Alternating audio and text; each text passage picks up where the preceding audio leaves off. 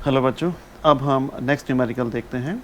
Evaluate करिए R dot and D S, जहाँ पे ऐसे क्लोज सरफेस है, कुछ खास लेंथ दिया नहीं है, बस by the divergence theorem we have R dot N cap कितने के बराबर डी एस, ये तो दिया ही है, इज इक्वल टू कितना होगा बाई गॉसेस के थ्योरम से, यही डाइव।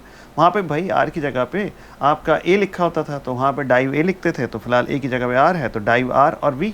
अब डाइव आर आपको निकालना है, ये कितने के बराबर होगा, तो देखिए यहाँ पे ये इसको ऐसे लिख दिया गया है। अब डाइव आर का मतलब क्या हो गया, कहिए डेल डॉट आर, ये तो आपको पता है, ये तो मैथ का क्वेश्चन बन गया ना वेक्टर का। वहाँ पे ऐसे ऐसे बहुत सवाल थे, तो सिंपल सा सवाल है, 3 होता है इसका आंसर। तो डेल क्या होता है, हमने सिग्मा लगा के वहाँ पे लिखा था आई डेल, है ना। आप सिग्मा नहीं लगा के ऐसे ही खोल दीजिए डेल की वैल्यू डॉट आर की वैल्यू। डेल की वैल्यू में क्या लिखेंगे, i del over del x plus j del over del y plus k del over, और आर में ये लिखा हुआ ही है ये वैल्यू। अब जो डॉट प्रोडक्ट करेंगे तो क्या आएगा, पहला यहाँ तो आई के साथ डेल ओवर डेल एक्स था, और वहाँ पहला वैल्यू क्या थी आई एक्स, तो क्या आ जाएगा डेल ओवर डेल एक्स और एक्स। दूसरे में क्या आएगा डेल ओवर डेल वाई और वाई, तीसरे में डेल ओवर डेल जेड और जेड। तो ये ऐसे लिखा हुआ है, तो आप यहाँ पे डाइव आर को डेल डॉट आर लिखना, पहले इज इक्वल टू करके ट्रिपल इंटीग्रेशन में डेल डॉट आर, फिर डेल की वैल्यू डॉट आर की वैल्यू, और फिर डॉट प्रोडक्ट कर देना। 2 स्टेप और लिखेंगे आप, तब ये वाली लाइन आएगी, तो आपको कोई परेशानी नहीं आएगी। सुन लिया, पहली लाइन में डाइव आर को डेल डॉट आर, ये जैसे मैंने लिखा यही आपका triple integration del dot R और आगे डीवी, फिर डेल की वैल्यू और आर की वैल्यू वो दोनों लिख के डॉट प्रोडक्ट कर देना, और फिर डिफ्रेंशिएट करिए, तो ये 1 + 1 + 1 3 हो जाएगा, और डीवी पूरा इंटीग्रेशन वो v के बराबर ही होगा, क्योंकि वैल्यू तो गिवन नहीं है। अभी होता क्यूब गिवन, तो हम उसके क्यूब का लिख देते, स्फेयर होता तो स्फेयर का वॉल्यूम लिख देते। फिलहाल v is the volume of the surface है, मुझे नहीं पता क्या है, जो भी सरफेस है। तो बस इतना सा ये क्वेश्चन। अगला देखिए, ऐसा अगर कोई भी क्लोज सरफेस है जो एक वॉल्यूम v को रखती है, तब इसको प्रूफ करिए, ठीक है, by divergence theorem we have. तो देखिए D S is equal to ये जो भी है, देखिए R dot N D S जो भी गिवन है, ये कभी कभी एन कैप नहीं दिया होता था, याद है आपको, एन कैप और डी एस की जगह पे वेक्टर डी एस लिखा होता था, भाई ये भूलना नहीं है। देखिए हाँ, मैंने कहा ना एन कैप और डी एस की ज़रूरत नहीं होती है, सिर्फ इसकी जगह पे डी एस, इसे याद रखिए बार बार, कोई 5-7 बार बोल दिया, डी एस वैक्टर ही एन कैप डी एस के बराबर होता है। ये वहाँ पे भी पढ़िएगा आप, गॉसेस की थ्योरम में जो जो इलेक्ट्रिसिटी में पढ़ाई थी। तो इसलिए यहाँ पे ये और डी एस ये कितने के बराबर होगा, डाइव, और जो भी ये वैल्यू होती है ए की यहाँ पे रख देते हैं, और डी वी। अब इसकी डाइव निकालनी है, तो फिर वही डाइव का मतलब del over del X, del over del Y, del over del Z, इनके आई जे और के का, लेकिन रटना नहीं है। डाइव का मतलब डेल और डॉट ये जो भी वेक्टर दिया है, आप ऐसे लिखिए इज इक्वल टू करके ट्रिपल इंटीग्रेशन डेल डॉट और ये वेक्टर और डी वी लगा देना, फिर डेल की वैल्यू खोल देना आई डेल ओवर डेल एक्स, और फिर डॉट प्रोडक्ट कर देना, तो डेल ओवर डेल एक्स के साथ 3x से तो आएगा। अरे भाई ये डायरेक्ट मत लिखिए, तो फिजिक्स की किताबों में लिखा, हमने तो मैथ में पूरा पूरा पढ़ा है, आप मैथ की बुक में डाइव के क्वेश्चन करिए, ये मैं कितनी बार कह रहा हूँ, और फिर ये निकालिए। आपको तो सिंपल न्यूमेरिकल लगेगा कि डाइव ये निकालना, वहाँ ऐसे ऐसे सवाल सबसे आसान माने जाते थे। ये जो आपका मैंने बॉक्स में बंद कर दिया है डाइव इतना, ये तो वेक्टर की बुक में क्वेश्चन है इसे। खैर ये करेंगे, इनको सॉल्व कर लीजिए, यह आया, और पूरे वॉल्यूम पे इंटीग्रेशन 15 हो गया, 15 भी। इस वक्त मुझे क्या सिखाना था। एस कोई भी क्लोज सरफेस है जो वॉल्यूम वी को रखता है और ए इतने के बराबर है, तो ये प्रूफ करके दिखाइए, अभी आप खुद करेंगे। इफ़ एस क्या हो गया, स्फेयर की अगर सरफेस है तो ये इतने के बराबर होगा, इसमें क्या डरने की बात है, इसको भी आपका होमवर्क है, ये आप ज़रूर करेंगे, और नहीं हो तो मुझे बताना यार, मैं कर दूँगा। प्रूव दैट किसी भी क्लोज सरफेस पे इतना होगा। मान लीजिए ए कोई भी एक आर्बिट्रेरी कांस्टेंट वेक्टर है, तो then we have A dot, इस वाले से जो गिवन है, आपने इसको ए से डॉट, खाली एन कैप डी एस कोई सॉल्व कर सकता हूँ, गॉसेस के रूल में तो ए अंदर होना चाहिए। अब ये मैं अंदर कैसे ले जाऊँ डबल इंटीग्रेशन के, तो मैंने कहा ए कोई भी कांस्टेंट, तो कांस्टेंट वेक्टर तो भाई कहीं भी जा सकता है, ए के साथ डॉट प्रोडक्ट करिए, ए डॉट एन यहाँ लिख दिया, वो इंटीग्रेशन में हिस्सा नहीं लेगा क्योंकि कांस्टेंट है, इसलिए वैल्यू पे फ़र्क नहीं आया। अब ये कितने के बराबर हो गया, ये गॉसेस की थ्योरम से A dot N cap D S, ये तो डाइव ए और डी वी हो गया, और डाइव ए की वैल्यू इतनी होती है, लेकिन ए तो कांस्टेंट है भाई, तो 0 हो गया। तो बिकॉज स्केलर कंपोनेंट ये तो कांस्टेंट वेक्टर के 0 होंगे। अब ए और इन दो का डॉट प्रोडक्ट 0 है, और ए यहाँ पे 0 नहीं है, वो तो कांस्टेंट है, तो दूसरे को ही खुद 0 होना पड़ेगा, वरना ये 0 कैसे आएगा, तो इसलिए ये 0 क्यों, ये कोई इतना खास नहीं था, बस पढ़ लीजिए एक बार। अब curl F dot D S 0 होता है क्लोज सरफेस पे by the theorem of divergence we have curl F dot D S. ठीक है, तो आप इसको डाइवर्जेंस थ्योरम से क्या लिख सकते हैं, डेल डॉट कर्ल एफ। अरे यार ये डाई भी तो लिखा हुआ है, वहाँ पे क्या होता था थ्योरम के according, A dot N cap D S. चलिए और ऊपर से देखिए, ये लिखा हुआ है ये कोई भी वेक्टर और डॉट डी एस, तो ये कितने के बराबर, डाइव वो वेक्टर और डी वी। तो यहाँ पे भी तो यही लिखा हुआ है, कर्ल है ना, ए की जगह पे कर्ल है ए डॉट डी एस, तो यहाँ पे डाइव ए और डी वी आएगा, तो डाइव ए की जगह पे उसने डेल डॉट लिख दिया है। अरे आपको तो ये आता है, डाइव ए लिखा हुआ है, ये ए कौन है यहाँ पे, कर्ल एफ है, और डाइव कौन है, डेल डॉट। तो डेल डॉट कर्ल एफ का मतलब ये डाइव कर्ल एफ है। तो यहाँ पे कर्ल ए को अगर मैं ए मान लूँ तो ये क्या लिखा हुआ है, ये लिखा हुआ है डाइव ए। तो बात वही है, वही थियरम लिख रहे हैं। तो डाइव लिख तो दिया उसने नीचे, और ए लिखना था यहाँ पे, ए की जगह पे कौन है, कर्ल एफ। तो डाइव का, लेकिन डाइव और कर्ल तो ज़ीरो होते हैं, ये आपने प्रॉपर्टी में वेक्टर के पढ़ा था।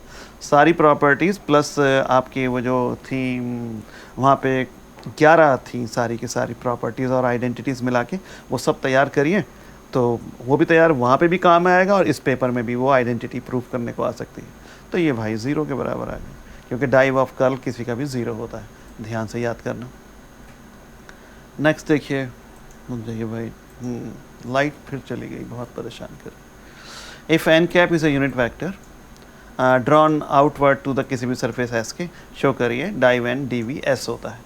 तो डाइव एन डी वी, अरे यार थ्योरम ही तो है ये, n cap dot D s by divergence theorem. Div a और डी वी लिख दिया उसने, थ्योरम का राइट हैंड साइड पहले लिखा हुआ, आप तो डाइव ए लिखते थे, ए की जगह पे कौन है, एन कैप। तो यहाँ पे क्या हो जाएगा, यहाँ पे क्या होता था, ए डॉट डी एस ही तो होता था डाइव ए और डी वी, तो ए की जगह पे एन कैप है, बस एन कैप और डी एस की वैल्यू डाल दीजिए, कितनी होती है, एन कैप और डी एस।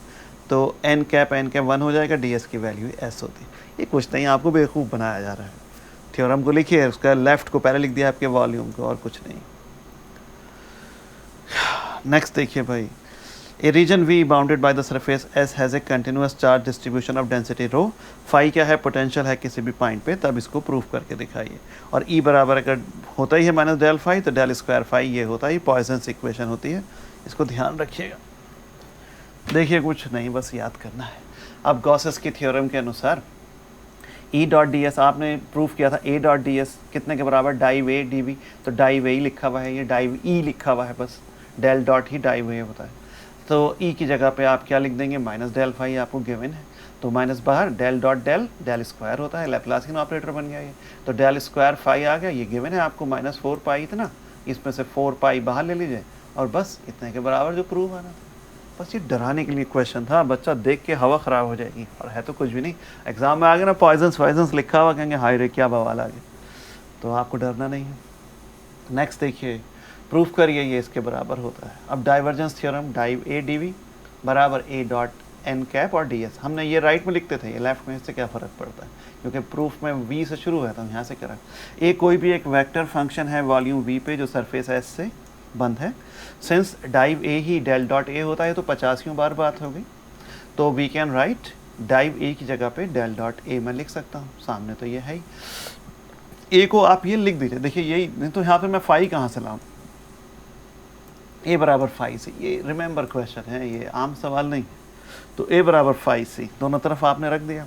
अब फाई तो स्केलर है, तो अब इसको यहाँ पे इसको रोक दिया, इक्वेशन नंबर डाल के रोक देना। अब कहना साहब मैं इसको देखता हूँ, डेल डॉट फाई सी, तो फाई तो स्केलर है, डॉट प्रोडक्ट में लेफ्ट राइट चला जाएगा, तो डॉट के लेफ्ट में आप इसको ले गए, ये ऐसे ही हो गया। अब डॉट प्रोडक्ट तो कम्यूटेटिव भी होता है, ए डॉट बी बराबर बी डॉट ए, तो सी पहले और डेल फाई बाद में लिख सकते हैं। एंड अब इधर आ जाइए, फाई सी, और ये इसमें सी ही रखिए और फाई को यहाँ ले जाएंगे, बस ये इन वैल्यूज़ को वापस 1 में डाल दीजिए। तो ये जो टर्म यहाँ पे था यही तो था, और ये किसके बराबर आपने लिख लिया, इस टर्म के, तो वो आपने यहाँ पे लिख दिया। सामने फाई सी डॉट एन, वो ये टर्म है, वो आपने ये लिखा, वो यहाँ लिख दिया। अब सी तो कांस्टेंट है, इसको आप इंटीग्रेशन से बाहर ले लीजिए, तो आपने वो बाहर ले लिया, तो ये ऐसे आ गया। अब दोनों तरफ से सी हटा दीजिए, तो बस ये और फाई एन के बराबर रह जाए, और एन कैप और डी एस ही डी एस होता है। तो ये बहुत अच्छे से याद करना है इस सवाल को, ये रिमेंबर क्वेश्चन है। आ गया तो आपके मज़े आ जाएंगे, नहीं आया तो कोई बात नहीं है। अब नेक्स्ट देखिए, समय भी देखते रहें, 9:30